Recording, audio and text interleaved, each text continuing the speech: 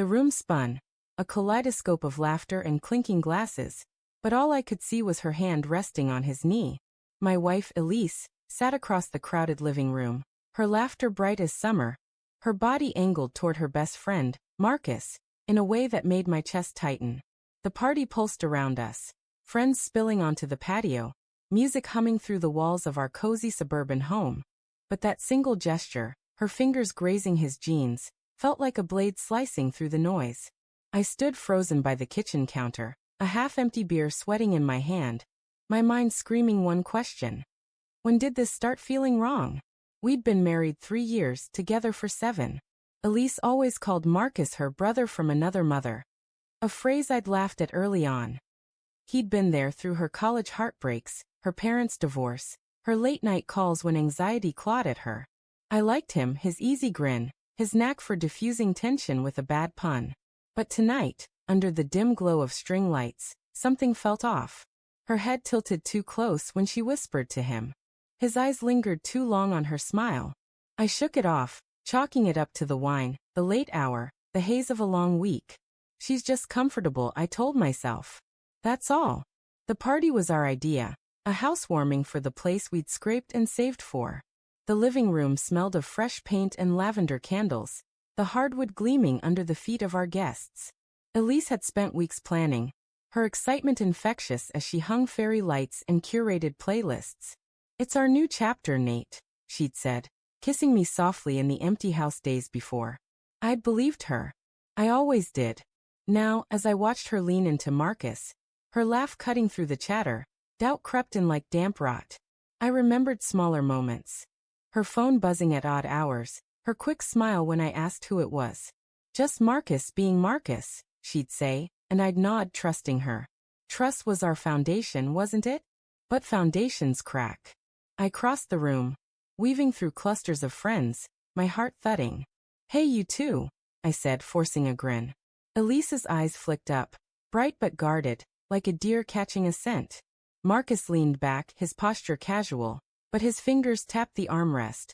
A nervous tick I'd never noticed before. "Having fun, babe?" Elise asked, her voice warm but laced with something I couldn't name. She reached for my hand, her touch familiar yet distant, like a memory I couldn't fully grasp. "Yeah," I lied, my gaze darting to Marcus. "You guys seem cozy." Marcus chuckled, "Too quick. Just catching up.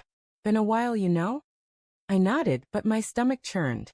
The party swirled on, oblivious to the fault line forming beneath my feet. I excused myself, mumbling about needing air, and slipped onto the patio. The night was cool, the sky a deep indigo, stars muted by city lights. I gripped the railing, my mind replaying every glance, every laugh. Was I paranoid? Or was the truth staring me in the face, waiting for me to blink? Inside, Elise's laughter rang out again, and I felt it like a punch. I loved her, God, I loved her. Her messy morning hair, her habit of humming off-key while cooking, the way she'd curl into me during thunderstorms. But love doesn't blind you. It just makes you forgive the shadows. I went back inside, determined to shake the feeling. The night wore on, guests thinning out, leaving a trail of empty bottles and half-eaten appetizers. Elise was in the kitchen now, rinsing glasses, her movements brisk. Marcus lingered nearby, drying dishes with a practiced ease that made my skin crawl. They worked in sync, like they'd done this 100 times in a life I wasn't part of. "Need help?" I asked, my voice tighter than I meant. Elise glanced over, her smile faltering. "We've got it, Nate. Why don't you relax?" Her words were kind, but they stung. I stood there, an outsider in my own home, watching them move together like a well-rehearsed dance. Then Marcus's phone buzzed on the counter. He glanced at it, then at Elise, a silent exchange that lasted a heartbeat too long. "I'll get that," I said, reaching for it before he could. The screen lit up with a notification, a text from Elise. My thumb hovered, my pulse roaring in my ears. I shouldn't have looked. I knew it. But I did. "Miss you already. Tomorrow." The words burned into me, each letter a shard of glass. I looked up, meeting Elise's eyes.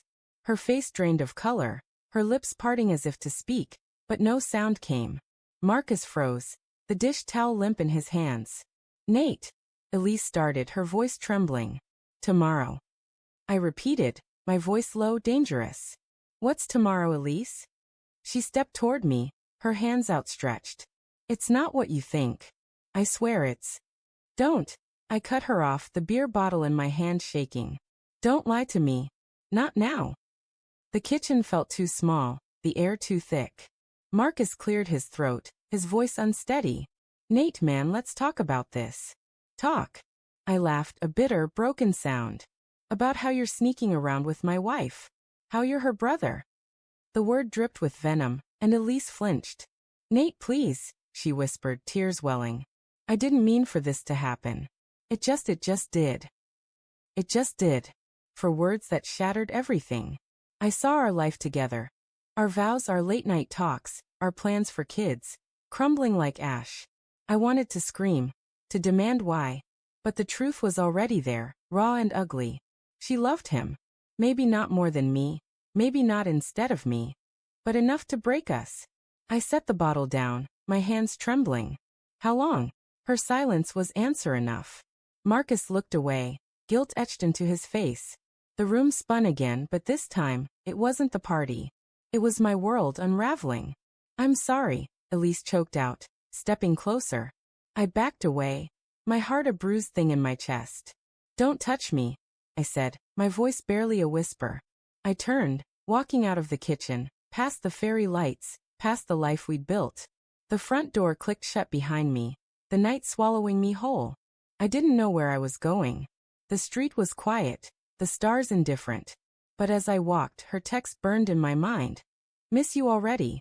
And then, like a knife twisting, I remembered her voice at our wedding, promising forever. The betrayal wasn't just Marcus. It was her, choosing to let me believe the lie. I stopped under a street lamp, my breath ragged. In my pocket, my phone buzzed. A message from Elise. I didn't read it. Instead, I pulled off my wedding ring, the metal cold against my skin. I held it up, the gold catching the light, and then I let it fall. It hit the pavement with a soft clink, rolling into the dark. I didn't chase it. The shadow had won.